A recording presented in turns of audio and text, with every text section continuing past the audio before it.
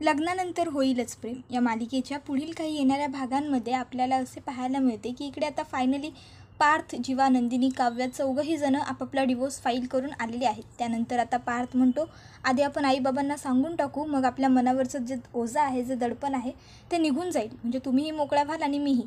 तर आता दुसरीकडे नंदिनीसुद्धा जीवाला सेम गोष्ट सांगते की आपण आईबाबांबरोबर बोलून घेऊ, म्हणजे कसं आपल्याला टेन्शन उरणार नाही.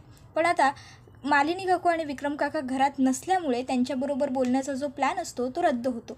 आता मीनाक्षी नावाच्या त्यांच्या मैत्रिणीच्या ज्या वाढदिवसात ते दोघंही गेलेले असतात, तिथे मीनाक्षीने त्या दोघांनाही सगळं खरं सांगून टाकलेलं असतं. आणि आता मालिनी काकू आणि विक्रम काका घरी आलेले असतात. विक्रम काका मालिनी काकूला सांगत असतात, तू जरा शांत हो. मालिनी काकू विक्रम काकांना सांगतात, तुम्ही काहीच बोलू नका, आत्तापर्यंत तुमचं सगळं ऐकलं आहे ना मी, पण आज मी काही ऐकणार नाही आहे, त्यामुळे उगाचच्या उगाच तुम्ही स्वतःचा शब्द मातीत घालू नका. त्याबरोबर विक्रम काका शांत राहतात. तर मालिनी काकू घरात येतात आणि जोराजोरात पार्थला आणि काव्याला हाका मारतात. त्याबरोबर आता पार्थ, काव्या, नंदिनी, जीवा, त्याचबरोबर वसू आत्या, रम्या, पिहू, मंजू आत्या सगळेच घरातले सदस्य धडधड धडधड खाली येतात. कारण मालिनी काकू कधीच इतक्या मोठ्याने पार्थला हाक मारत नाही आणि पहिल्यांदा मारतायत, म्हणजे नक्की काहीतरी गडबड आहे हे सगळ्यांच्या लक्षात येतं. आता सगळे खाली आल्यावर मालिनी काकू पार्थच्या समोर जाऊन उभ्या राहतात आणि पार्थला विचारतात, तू मला काही सांगायचं विसरतोयस का? पार्थ काहीच बोलत नसतो. मालिनी काकू पुन्हा एकदा पार्थला विचारतात, पार्थ काय विचारते, तू मला काही सांगायचं विसरतोयस का? पार्थ काहीच उत्तर देत नाही. मालिनी काकू म्हणतात, म्हणजे तुला मला सांगायचं नाहीच आहे.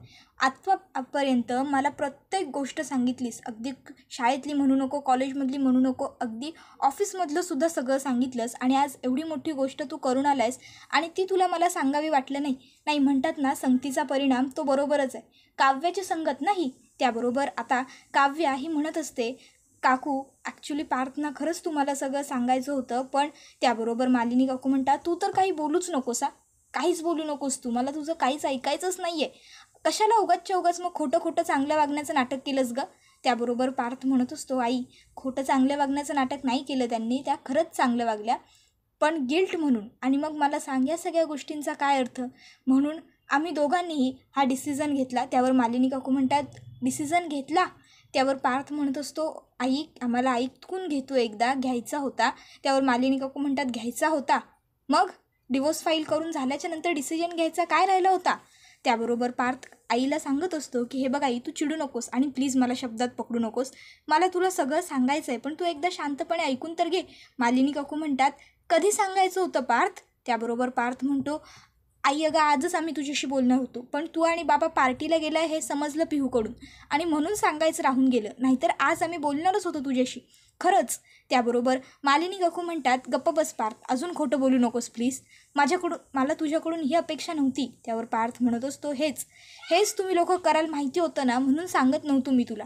बघ आत्तासुद्धा तू किती त्रागा करतेस. अगं आई जरा पोलाइटली विचार कर ना, आम्ही जो डिसिजन घेतला आहे त्याचा, याच्यामुळे आपण सगळे मोकळे होऊ, सगळे सुटू. त्यावर काव्यासुद्धा म्हणत असते, हे बघा काकू, मला माहिती आहे तुम्हाला माझं काहीच पटत नाही, पण तरीसुद्धा मी तुम्हाला तेच सांगते, पार्थने जो काही डिसिजन घेतला आहे मे बी तो करेक्ट आहे.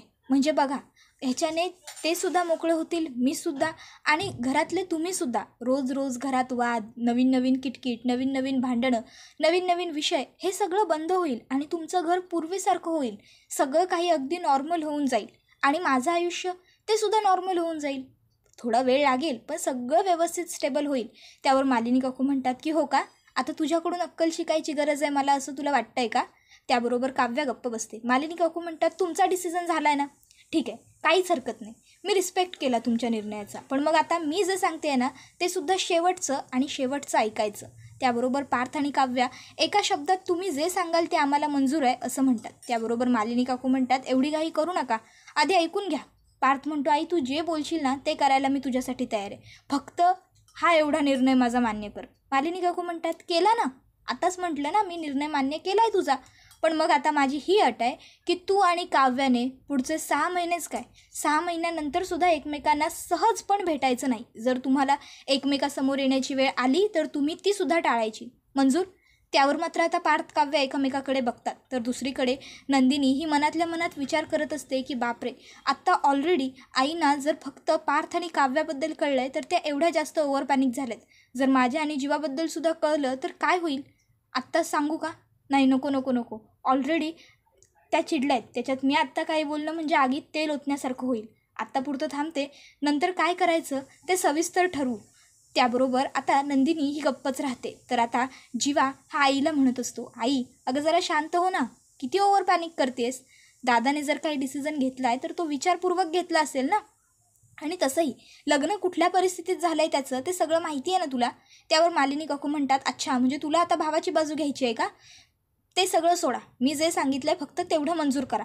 पार्थ जर तुला माझा निर्णय पटत नसेल तर एकतर तू डिवोर्स मागे घे, नाहीतर माझ्याशी बोलणं बंद कर. काय पटतंय. त्यावर नंदिनी हे आता त्या सगळ्यांकडे बघत असते. नंदिनी सगळ्यांना सांगत असते की विषय ताणला जातोय, प्लीज शांत राहा सगळ्यांनी.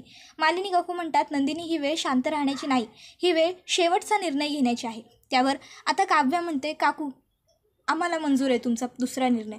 मी आणि पार्थ पुन्हा एकमेकासमोर कधीच येणार नाही. फक्त जोवर आमचे काउन्सिलिंग सेशन सुरू आहेत तोवर आम्हाला परमिशन द्या भेटण्याची, कारण काउन्सिलरला भेटताना आम्हाला एकत्र जावं लागणार आहे आणि त्यांनी सांगितलेले टास्कसुद्धा कंप्लीट करावे लागणार आहेत. मालिनी काकू म्हणतात, तुमची जी काउन्सिलर आहे ती माझी चांगली मैत्रिणी मीनाक्षी आहे, तिच्याकडूनच मला सगळं कळालं आहे, त्यामुळे मी तिच्याशी बोलून घेईनच. जेव्हा तुमचं काउन्सिलिंग असेल तेव्हा ते तुमच्या आधी मला समजेल, त्यामुळे तेव्हा तुम्ही भेटा. त्याबरोबर आता काव्य आणि पार्थ म्हणतात, ठीक आहे, जर आई तुला त्या गोष्टीचा प्रॉब्लेम नाही आहे ना तर मग मी आणि काव्य एकमेकांना भेटणार नाही. तसंही आम्हाला दोघांनाही एकमेकांना भेटायचं नव्हतं, म्हणूनच तर हे एवढं सगळं रामायण घडवून आणलं आहे ना मी. त्याबरोबर मालिनी काकू मला काहीच बोलायचं नाही आहे आणि आता काही ऐकायचंही नाही आहे, माझी मनस्थितीच नाही आहे, एवढं बोलून तिकडनं निघून जातं. आता मालिनी काकू गेलेले असतात. तर जीवा आणि नंदिनीने ठरवलेलं असतं की थोडे दिवस जरा आपण शांतच राहायचं, आपल्याबद्दल घरात काही सांगायचं नाही. तर आता मालिनी काकूंनी सांगितल्याप्रमाणे काव्या सगळं तिचं सामान वगैरे व्यवस्थित पॅक करते आणि तिच्या माहेरी राहायला येते. आता काव्या एवढी संध्याकाळी घरी आलेली असते, ती सुद्धा एवढी मोठीच्या मोठी बॅग घेऊन. त्यामुळे शारदा लगेच तिला म्हणते, काव्या का गं बाळा एवढ्या संध्याकाळी कशी काय आलीस तू, आणि एकटीच, तुला सोडायला जावे नाही आले. बरं असू दे, ये घरात ये बस. आरोही काव्याला बघून खूप खुश होते. ती लगेचच तिला विचारत असते, जिजू का नाही आले तुझ्याबरोबर, भांडून आली आहेस का, तोंड का एवढं पाडलंयस, काय झालं आहे, काहीतरी बोल. त्यावर काव्या म्हणते, हो भांडूनच आली आहे मी, भांडखोरच आहे ना मी, मला भांडण्याशिवाय दुसरं काही येतं का.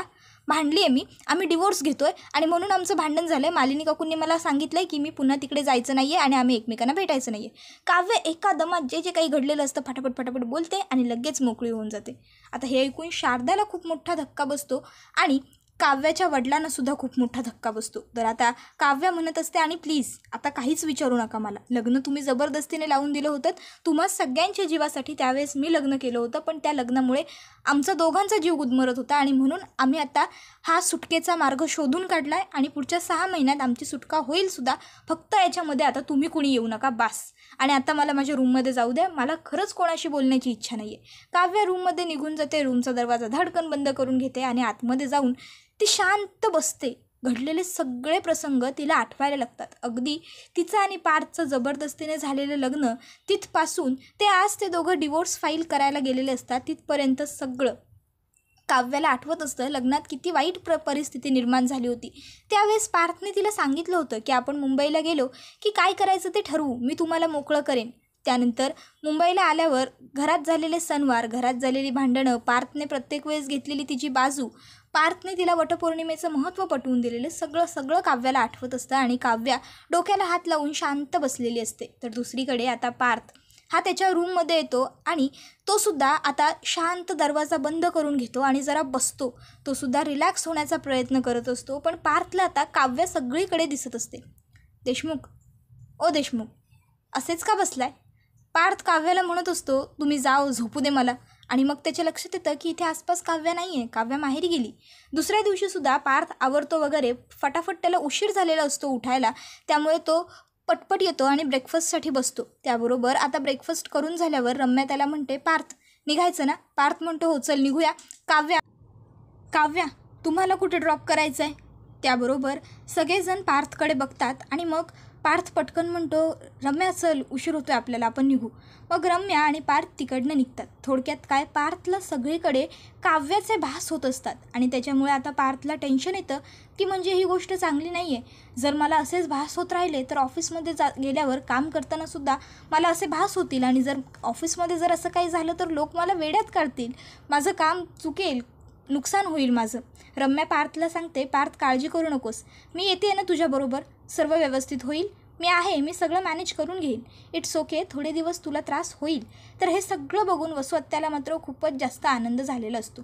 रम्या आणि पार्थ ऑफिसला पोहोचल्यानंतर वसुहत्या ही रम्याला कॉल करते आणि रम्याला सांगत असते, हे बघ रम्या, एक गोष्ट लक्षात ठेव, सध्या पार्थला सगळीकडे काव्याच काव्या दिसते, पण आता पार्थला सगळीकडे काव्या नाही तर रम्या दिसायला हवी. मग रम्या दिसण्यासाठी काय करावं लागेल, तर रम्या पार्थच्या आसपास सतत वावरली पाहिजे, सतत राहिली पाहिजे. तू सगळं काम जे काही तुझं आहे ना ते पार्थबरोबर बसून कर, सर्व व्यवस्थित कर. आणि पार्थने जर तुला काही विचारलंस तर त्याला सांग की आज तुला बरं वाटत नाही आहे, सतत तुला काव्याची आठवण येते, म्हणून मग मी तुझ्याबरोबर काम करायला बसते.